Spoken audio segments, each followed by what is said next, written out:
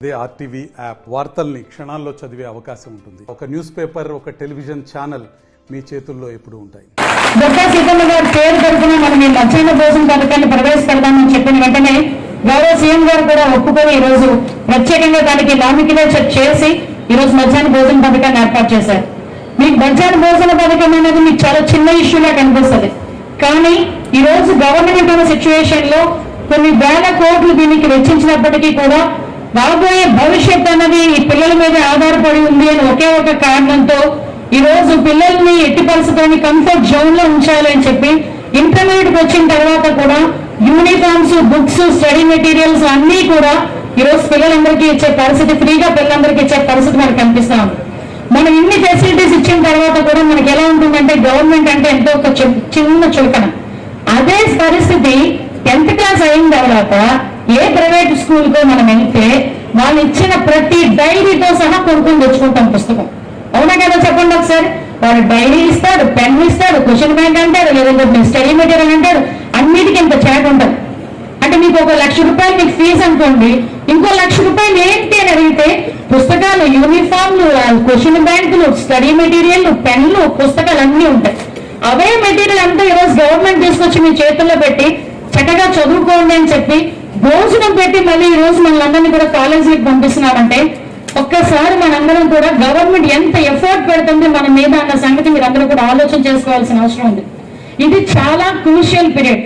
ఈ టైం చాలా మంది ఏమనుకుంటారంటే అందరూ మన సినిమాలన్నీ చూసుకొని ఒక్క 2.5 గంటలు అలా చూస్తున్నంత సేపు ఏమనుకుంటామంటే ఆ తెర మీద ఉన్న పవన్ కళ్యాణ్ మనమే, ఆ తెర మీద ఉన్న అల్లు అర్జున్ మనమే, బయటకు వచ్చి టా అంటుంటాడు. బయటకు వచ్చి ఏంటిది ఇది చెప్తారు కరెక్ట్ గా.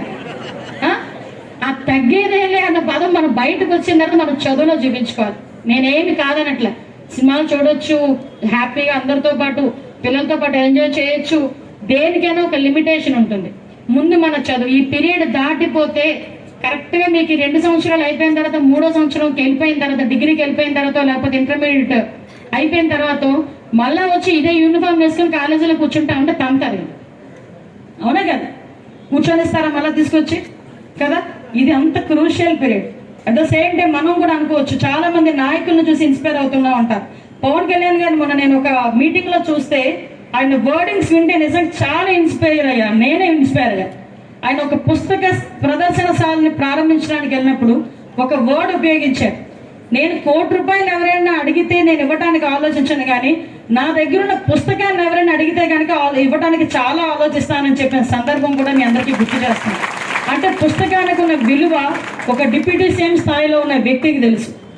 అదే ఆ పిల్లల తాలూకా భవిష్యత్తు సీఎం స్థాయిలో ఉన్న వ్యక్తికి తెలుసు. కాబట్టి ఈ రోజు మిమ్మల్ని అందరినీ ఎంపవర్ చేయడానికి, మిమ్మల్ని అందరినీ కూడా గవర్నమెంట్ స్కూల్లో చదివిన పిల్లల్ని కూడా మంచిగా బయటకు తీసుకురావడానికి, మంచి ఉద్యోగస్తులుగా, మంచి ఆఫీసర్స్ గా, మంచి పొలిటీషియన్స్ గా, మంచి వ్యాపారవేత్తలుగా మిమ్మల్ని అందరినీ బయటకు తీసుకురావడానికి ఈరోజు ప్రణాళికను ఏర్పాటు చేసుకున్నాం. 2047 విజన్ గురించి మీరు మాట్లాడితే చాలా మంది ఏమనుకుంటారంటే ఎప్పుడు 2040 ఏళ్లే అనుకుంటారు. యాక్చువల్ గా మీరందరూ 2020 విజన్ చంద్రబాబు నాయుడు గారి గురించి మాట్లాడేటప్పుడు నేను కూడా మీకులా చిన్నపిల్లనే. ఆ 2020 ఎక్కడొచ్చేది? ఆ 2020 ఏంటి 2020 విజన్ అంటారు మాట్లాడితే అనుకున్నా. కానీ ఆ 2020 విజన్ టైంకి ఆయన ఒక రూపకల్పన చేసే టైంకి ఆయన పక్కన నేను ఈ రోజు ఒక ఎమ్మెల్యే స్థాయిలో కూర్చుంటాను. ఆ రోజు కూడా నేను ఊహించలే.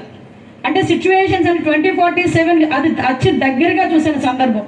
రాబోయే కాలంలో కూడా ఆంధ్రప్రదేశ్ రాష్ట్రం మంచి పొజిషన్లో ఉండాలనే ఉద్దేశంతో గౌరవ చంద్రబాబు నాయుడు గారు కానీ, డిప్యూటీ సీఎం పవన్ కళ్యాణ్ గారు కానీ, అతి ముఖ్యంగా లోకేష్ గారు కానీ ఆలోచిస్తున్న తీరు మీరందరూ కూడా అర్థం చేసుకోవాలని, మీరందరూ కూడా ఆచరించాలని మనస్ఫూర్తిగా కోరుకుంటున్నా.